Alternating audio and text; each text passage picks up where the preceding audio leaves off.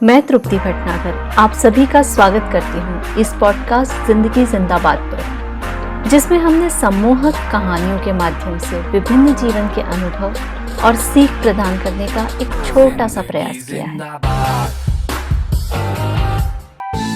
महेश आज जरा जल्दी में था। उसके कार्यालय में आज बड़े साहब जो आने वाले थे। अभी घर से निकलकर वह अपनी गाड़ी तक पहुंचा ही था कि पीछे से एक आवारा कुत्ते ने आकर उसके पैर पर काट लिया। महेश को बड़ा तेज गुस्सा आया। उसने रोड से कुछ पत्थर उठाकर उस कुत्ते को मारने का प्रयास करा, लेकिन एक भी पत्थर उस कुत्ते को नहीं लगा। वह मन ही मन गुस्सा साथ लिए अपने कार्यालय पहुंच गया।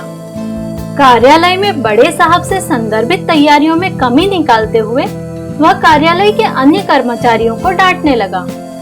अपने अधिकारी की डांट से परेशान साथी अपने अधीन काम करने वाले कर्मचारियों को डांटते हैं। इस प्रतिक्रिया की श्रृंखला कर्मचारियों के निचले स्तर तक चलती रहती है और अंत में गुस्सा कार्यालय के चपरासी तक पहुंचता है। अब चपरासी के अधीन काम करने वाला तो कोई था नहीं, इसलिए कार्यालय का समय समाप्त होने के बाद वह गुस्से को अपने साथ अपने घर ले गया। घर पर जब खाना मिलने में थोड़ा सा समय लगा तो वह अपनी पत्नी पर चिढ़ने लगा और उससे बोला, दिन भर घर पर टीवी के सामने बैठी बैठी समय बर्बाद करती रहती हो, एक काम भी समय पर नहीं होता।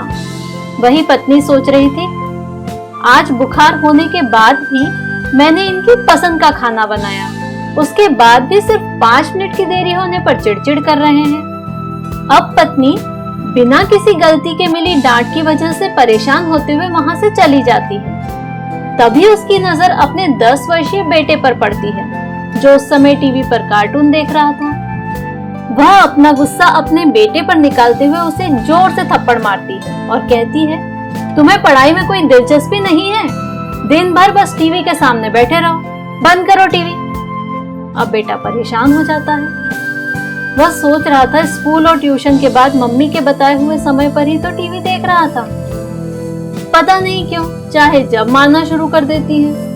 वह गुस्से में अपने घर से बाहर निकलता है और पत्थर उठाकर सामने जा रहे कुत्ते को मार देता है। पत्थर लगते ही कुत्ता दर्द से भौंकते हुए भाग जाता है। यह वही कुत्ता था जिसने सुबह सुबह महेश को काटा था। अब एक बार फिर पीछे चलकर दोहराते हैं तो सुबह कुत्ते ने महेश को काटा। महेश ने उस गुस्से और चिड़चिड़ाहट को अपने वरिष्ठ साथियों पर निकाला। उन वरिष्ठ साथियों ने अपने अधीनस्थ कार्य करने वाले कर्मचारियों को अपना गुस्सा और चिड़चिड़ाहट दे दी। उन कर्मचारियों ने उसे चपरासी पर निकाला। चपरासी उस गुस्से को अपने साथ घर ले गया और उस गुस्से और चिड़चिड़ाहट को अपनी पत्नी को दे दिया और पत्नी ने बच्चे को और बच्चे ने वापस कुत्ते को। इस घटनाक्रम में 2 महत्वपूर्ण सीख हैं।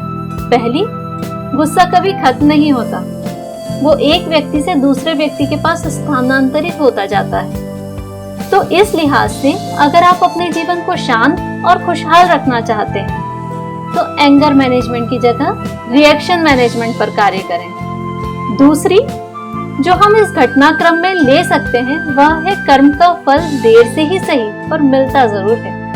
इसलिए सबसे आवश्यक है कि हमें अपनी प्रतिक्रिया देते समय अथवा कर्म करते समय अत्यधिक सचेत रहना चाहिए। वैसे भी कहा गया है, सोचो 1000 बार और बोलो 1 बार, या ईश्वर के यहाँ देर है अंधेर नहीं।